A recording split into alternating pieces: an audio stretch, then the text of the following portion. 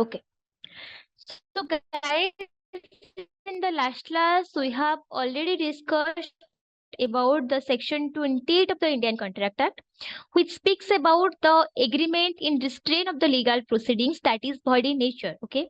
So when we're talking about the agreements that is in restraint of the legal proceeding, that actually indicates certain kind of agreement which is restraining some of the parties to entering into any kind of the legal proceedings. For example, I am a person and I am doing a contract with you, an agreement with you, that I am going to sell you that particular land or that particular of my house, or you are going to own my property if there is a condition imposed upon you that you are not allowed to file any kind of suit against me for any kind of my unauthentic or illegal activities in future.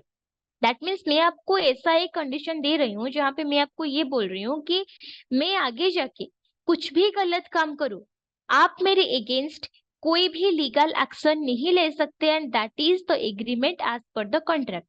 तभी जाके I am going to pass you my property. So in this kind of the agreements, this certain kind of the contract, this certain kind of the clause of the contract जहाँ पे किसी भी against, किसी भी illegal activity के against any kind of the legal proceeding has been prohibited, then those kind of the contract or agreement is void in nature. Okay, done. So आगे बात करें तो we are going to learn about certain kind of the exceptions related to this. Okay. The first exception, it speaks about the savings of the contract to refer into arbitration dispute. So in the last class, we have already understood that what do we mean by the arbitration. Arbitration, as I have told you, that is the alternative dispute resolution mechanism without the court of the law. In the court of law, you have to give the evidence, you have to hire your lawyers, you have to do so much expenses, and that is the system of the court of law, right? But when we are talking about the ADR mechanism, that might be the arbitration, that might be the mediation, that might be the conciliation, or that might be the negotiation. Any kind of the ADR mechanism it is always pocket friendly and quick in process. The person who works as the mediator, that person listens the complaint from the both the parties, takes the evidences and concludes his or her judgment, और जिसी को इन arbitration बोलते हैं arbitration award. So, as we have already discussed, the arbitration award has the similar implication or similar enforceability along with the court. इसका मतलब court का judgment का जितना वैल्यू है, the judgment of the court is that much important, उतना ही आपका arbitration का जो अवार्ड मिलता है by the arbitrator, that is also equally important as the judgment, and that has the similar nature of the enforceability equivalent to the judgment of the court. Clear? Then we have understood under section 28 there are basically 3 exceptions related to this. The first exception, it speaks about that savings of the contract to refer to arbitration dispute that may arise. So what does it mean? It speaks about saving of the contract to the arbitration dispute that may arise. That means when in any kind of the contractual agreement there is any kind of the clause which is providing there will not be any kind of the legal court proceeding, but there will be the arbitration proceeding, then even if the parties are prohibited or restricted to carry any kind of the court and legal process, they are permitted to carry the arbitrational post process, and those kind of the contractor agreement is totally valid in nature. Okay, so coming to the next part of the exception 2, it speaks about the savings of the contract which refer questions that have already arisen. So under exception 2, we are talking about the questions that has already been arisen. That is If any kind of the legal is prohibited based upon that particular, then that agreement is totally valid in nature. For example, I'll give you a small example of this. लीजिए you are taking the rent, मैं जहाँ पे रह रही हूँ मेरा घर आप रेंट पे लेना चाहते हो, okay. So before giving you the house as rent, मैं अपना घर आपको रेंट देने से पहले I have given you a trigger warning, मैंने आपको एक वार्निंग दे दिया क्लियरली कि देखिए इस घर में कुछ पानी का समस्या है, घर का हालात सही नहीं है, घर गंदा हो रखा है, घर का जो भी मतलब वाल से वो दीवारें हैं वो एक एक करके टूट रहा है। So if you want to stay in this house, then you have to do the proper repairing. और मेरे पास रिपेयरिंग करवाने, अगर आप खुद से रिपेयरिंग करके घर अपने से लेना चाहते हो तो आप ले सकते हो।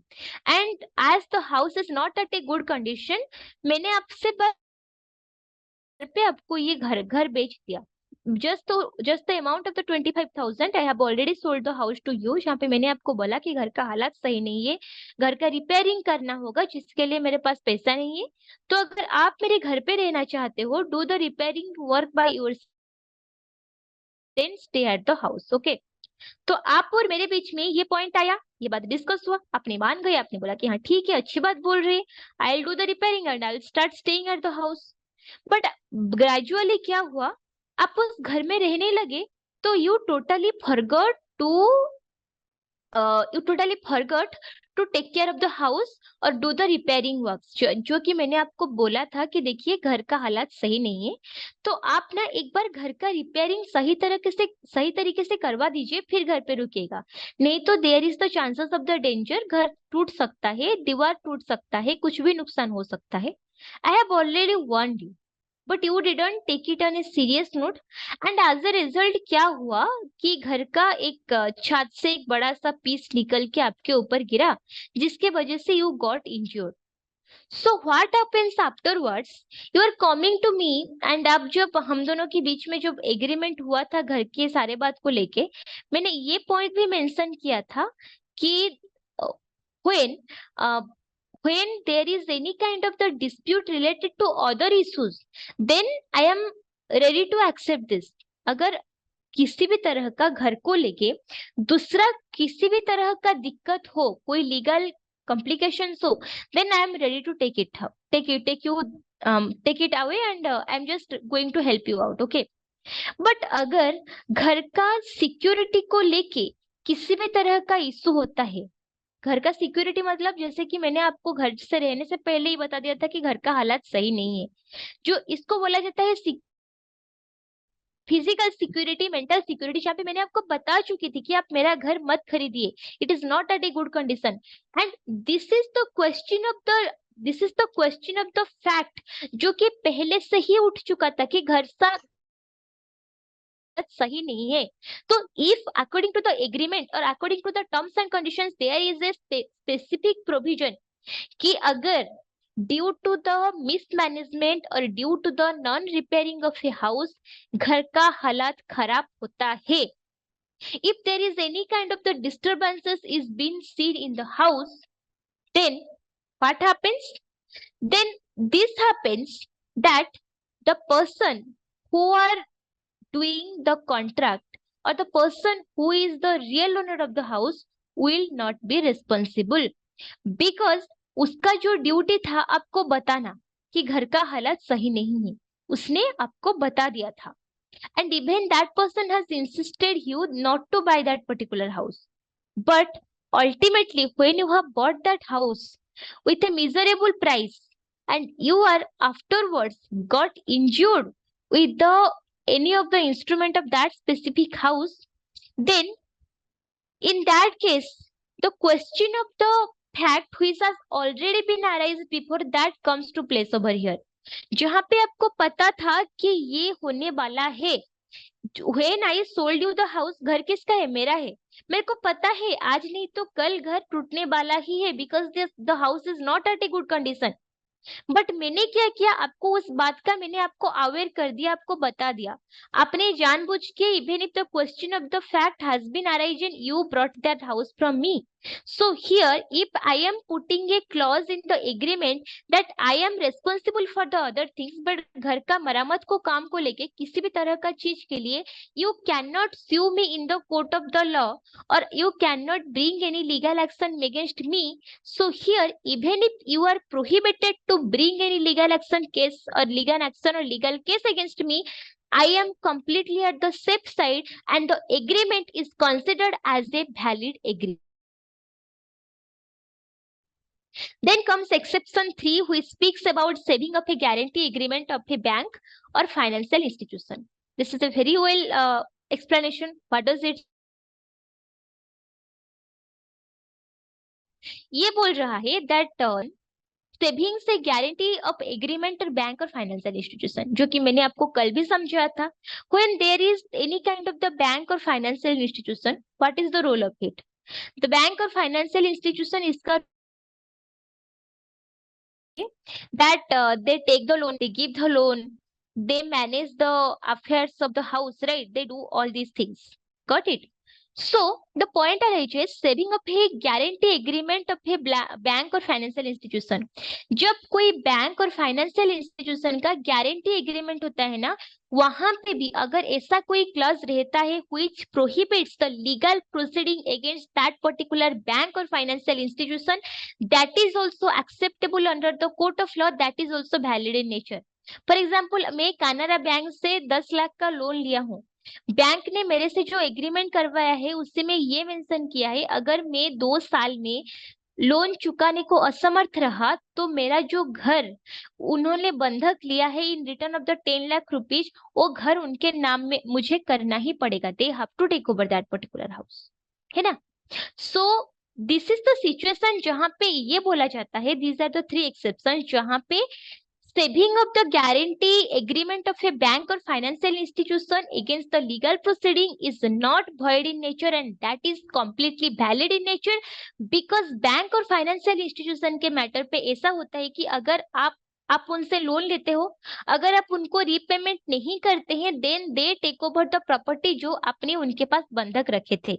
बट अगर उनके पास ऐसा टर्म्स एंड कंडीशंस नहीं रहा कि आप उनके अगेंस्ट किसी भी तरह का take over of the property के लिए केस नहीं कर सकते, देन हर कोई उनके अगेंस्ट जाके केस करता रहेगा। तो लॉस किसका होगा? बैंक और फाइनेंशियल इंस्टीट्यूशन को होगा।